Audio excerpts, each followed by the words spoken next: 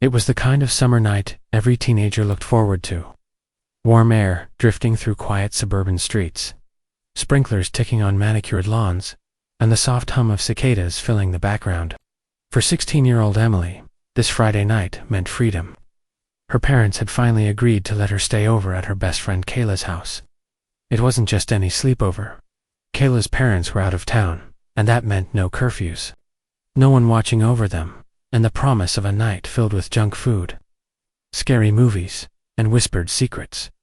Kayla's house sat at the end of a cul-de-sac, a large 2-story with tall hedges that gave it a strange sense of isolation. When Emily arrived, backpack slung over her shoulder, the street was unusually still. Porch lights flickered from the neighboring houses, but no one seemed to be outside. She shrugged it off, ringing the doorbell. Kayla answered with a wide grin. Pulling her inside, the interior felt almost too quiet.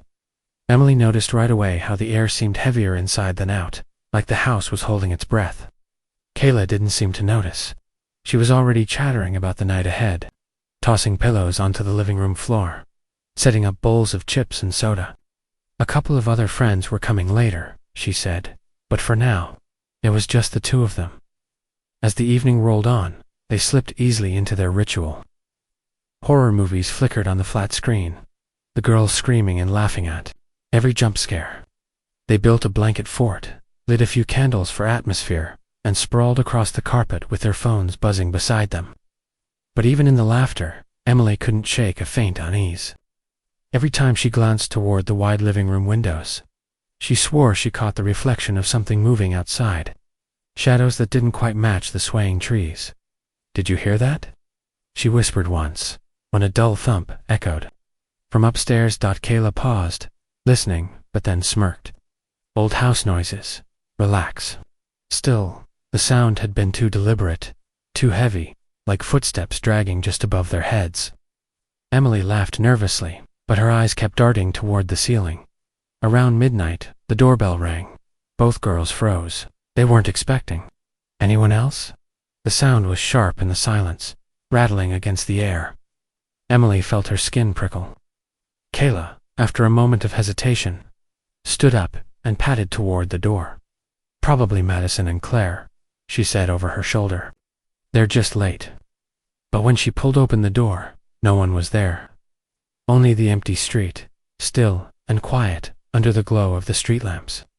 The hedges cast long shadows across the driveway, and for a moment, Emily thought she saw something shift behind them, like someone ducking out of sight. Kayla laughed uneasily and shut the door, locking it this time, but the mood had changed. The air felt colder, the silence heavier. Emily hugged her knees, a gnawing feeling twisting in her stomach. Someone had been out there. She was sure of it. The basement door clicked shut behind us, and the muffled laughter upstairs faded into a heavy silence. At first we thought it was part of the game. Sarah had been joking earlier about us being too scared to sleep down there, so when the door locked, we laughed nervously. But as seconds dragged into minutes, our laughter died. The air in the basement was different, damp, close, and carrying a faint metallic temps, like rust or blood. Kayla pulled out her phone and turned on the flashlight, sweeping the beam across the cluttered space. Boxers, old furniture, draped in dusty sheets, and a row of strange black trash bags lined against the far wall came into view. Something about those bags made us freeze. They weren't stacked neatly. They were bulging, uneven, almost as if something heavy shifted inside them when the beam hit. "Okay, not funny anymore," Emily said, her voice cracking. She rushed to the door, twisting the knob hard. It didn't budge. "Sarah, open up. We get it." She banged until her fists were red, but nothing came back. That was when the scratching started. At first it was faint like nails dragging against wood. It came from the far end of the basement, behind the bags. Kayla kept the light fixed in that direction. We all froze, our breaths shallow. The scratching grew louder, more deliberate, until it became a sound of something clawing, desperate to get out. "Tell me you hear that," Kayla whispered. We nodded, too afraid to speak. The bags twitched. One of them jerked violently, like something inside had just kicked. Emily screamed and stumbled backward, knocking over a stack of old board games. The crash echoed through the basement like a gunshot. Panic set in. We didn't care about Sarah's prank anymore. This wasn't funny. We grabbed whatever we could, an old broomstick, a broken chair leg, huddled together. Kayla's phone flashlight flickered, then steadied. The scratching stopped. The silence was worse. Every second stretched, and then without warning one of the bags toppled forward, bursting open as it hit the floor. Out spilled, not trash, but old, filthy clothes, jackets, pants, and shoes that didn't belong to Sarah's family. The clothes were stained, dark, some torn. Buried in the heap was something else, something pale. It was a hand. We screamed as Kayla's flashlight beam caught the outline of gray, lifeless fingers, curled stiffly as though they had been frozen mid-grasp. Emily yanked at the doorknob again, sobbing hysterically. "We have to get out. We have to get out now." But the door didn't move. Kayla dropped her phone in shock, the light tumbling across the floor and illuminating the other bags. They weren't just moving randomly, they were rocking all at once. Whatever was inside them was trying to get out. And we were trapped in there with it. The house was too quiet after what we thought we heard outside. We had convinced ourselves it was just some animal, maybe even the wind, but that silence pressed down on us harder than the sound ever did. Each of us sat frozen in our sleeping bags, backs stiff, ears straining for the next noise. Then it came. A slow, deliberate knock. Not on the front door this time, but against the sliding glass door that led straight into the living room, where we were all camped out. It wasn't loud, but it was purposeful, each tap separated by long pauses. Like whoever was out there wanted us to know they were patient. We scrambled for the light switch, but the bulb above the living room fizzled and died the second it flickered on, leaving the glass door as a black wall of reflection. My heart pounded so hard it made me nauseous. We all whispered to each other, voices trembling, arguing about whether to check or just stay still. Mia, the host, grabbed her dad's heavy flashlight and pointed it at the door. The beam caught the glass and bounced straight back into our faces. For a split second, I thought I saw the faint outline of a hand against the glass. But then it was gone, like whoever was there had just pulled away in time. "Someone's messing with us," whispered Jenna, though her voice cracked halfway through. The knock stopped, but the dread didn't. Every creak of the house, every shuffle of a sleeping bag sounded too sharp, too close. We were certain someone was watching from outside, just beyond the thin barrier of the door. Finally, Mia's older brother came downstairs, irritated by all the noise. He was taller than all of us and had that false bravado that made him think he could scare away whatever was outside. He slid open the glass door without hesitation and stepped onto the patio. The cold air rushed in and made the hairs on my arms stand up. We huddled by the doorway, watching as he shone the flashlight. Across the yard, nothing moved. The trees swayed, the grass shifted, but there was no one there. He muttered something about us being paranoid and started to come back in. That's when the beam of his flashlight caught something near the fence. A mask. It wasn't lying on the ground. It was upright, a face staring back at us from between the slats of the wooden fence. White, featureless, expressionless, yet pointed directly at him. Directly at us. He froze, the light trembling in his hands, before we could even scream. The mask jerked back into the shadows, as if the figure had ducked out of sight. The flashlight swept wildly over the fence, but there was nothing there anymore. Just the rustling leaves and the thick silence again. He slammed the door shut and locked it twice, his face pale. "Someone's out there," he muttered, and suddenly, none of us could deny it anymore. The sound of the back door slamming shut still echoed in my ears as I bolted up the stairs. My chest burned from running, my legs shaking so badly I nearly tripped over the last step. Behind me, the house felt alive, groaning, rattling, as if whatever had slipped inside was feeding off the very walls. I could hear it, not footsteps. Exactly, but a dragging sound, a wet shuffle scraping the hardwood floor. It was moving slower than me, yet somehow I felt it was always closer than I wanted to believe. I shoved open the bedroom door where my friends were huddled together, eyes wide, faces pale. The flashlight beam in Katie's trembling hands wobbled across the room like a nervous heartbeat. "It's in the house," I gasped, slamming the lock into place.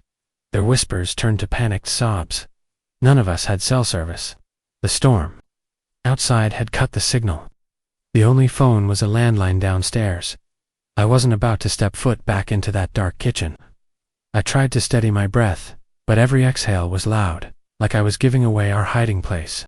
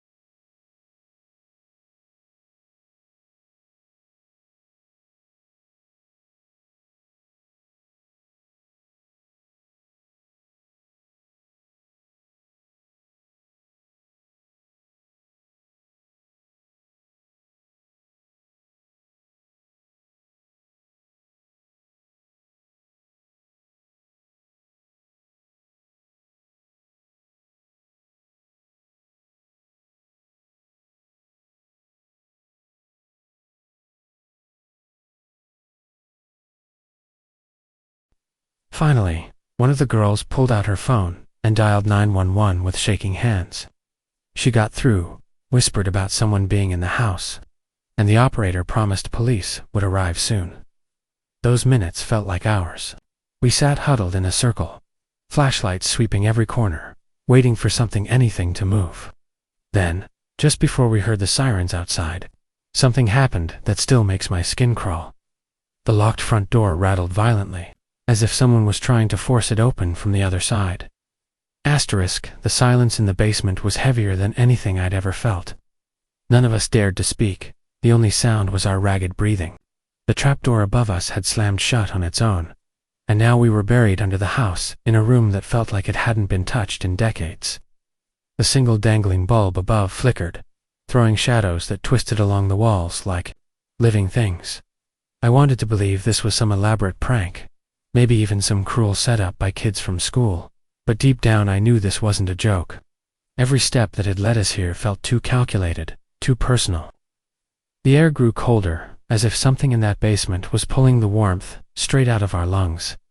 Anna broke the silence. Her voice shook but came out sharper than she intended. "We need to get out now." She tugged on the trapdoor, but it didn't budge. I joined her, shoving upward with all my strength, my palms burning against the wood. But it was like the door was locked from the outside. And then we heard it again, the soft, dragging footsteps above us, moving slowly across the living room. Every creak in the floorboards above sounded intentional, like whoever was up there wanted us to know they were in control. None of us could see them, but we could feel them. I swear the vibrations of their steps ran straight down the walls into my spine. Ryan whispered, "It's waiting for us." His words didn't feel like paranoia. They felt like a fact. Something was above, circling, deciding when to strike. The bulb above our heads buzzed loudly before cutting out completely, plunging us into blackness. Anna screamed, and I felt her hand clutch my wrist, like she was holding on for her life. I fumbled for my phone, the flashlight stuttering on, throwing weak light against the walls. That was when we saw it.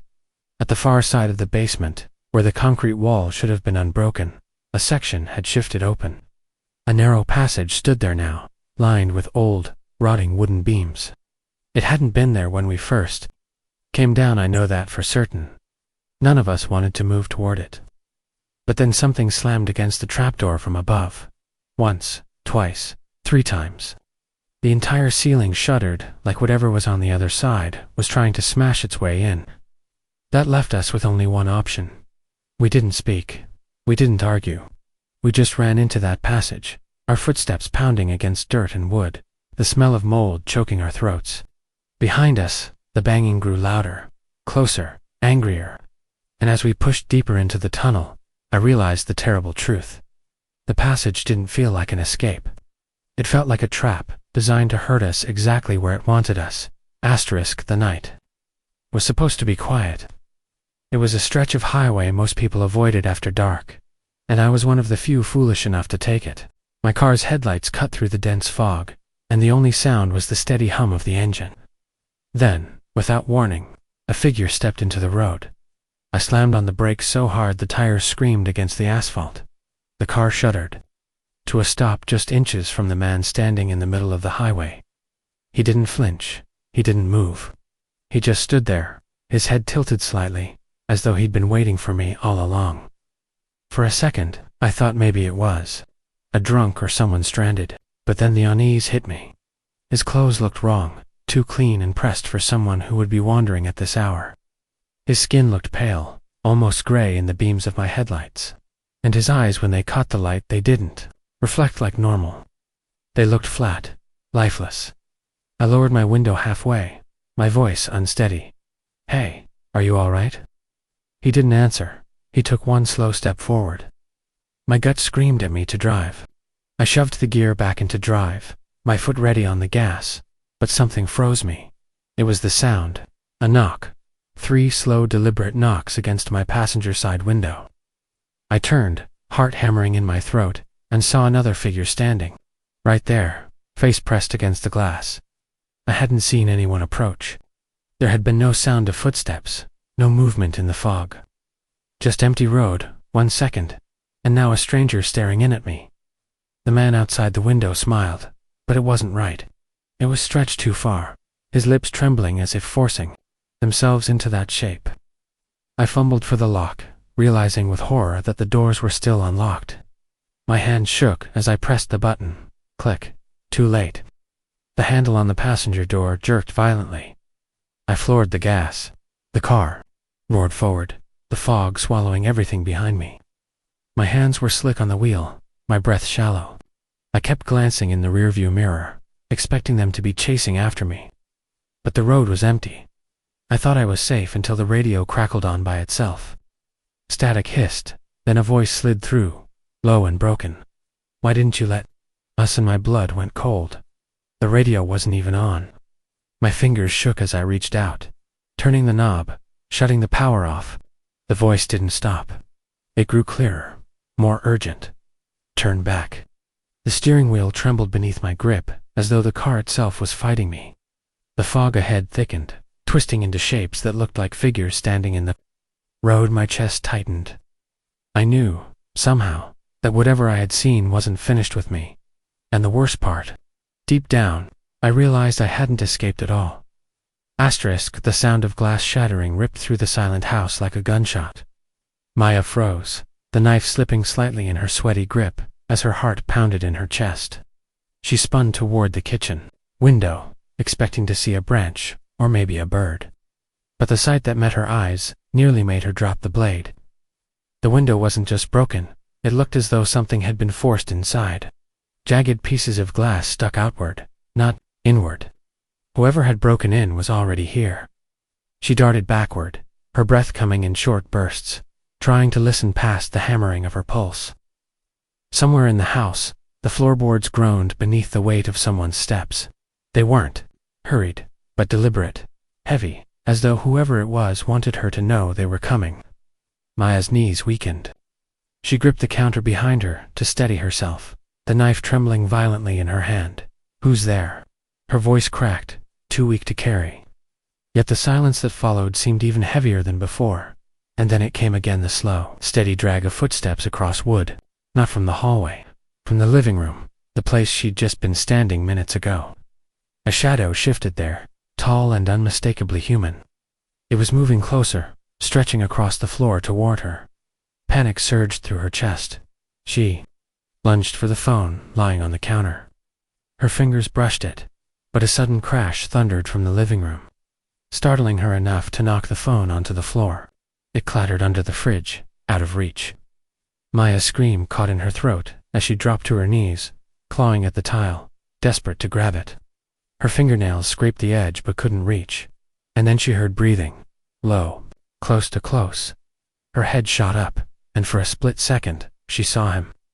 A tall figure standing half hidden in the doorway, face swallowed in darkness, but eyes glinting faintly like an animal's in the night. She scrambled backward so quickly. Her shoulder slammed into the wall, pain shot down her arm, but she didn't care. She clutched the knife, raising it like it was her last line of defense. "Stay away from me," she cried, her voice louder now, echoing through the house. The figure didn't move. He just stood there, the silence stretching on so long it felt suffocating. And then he lifted one hand and pointed at her.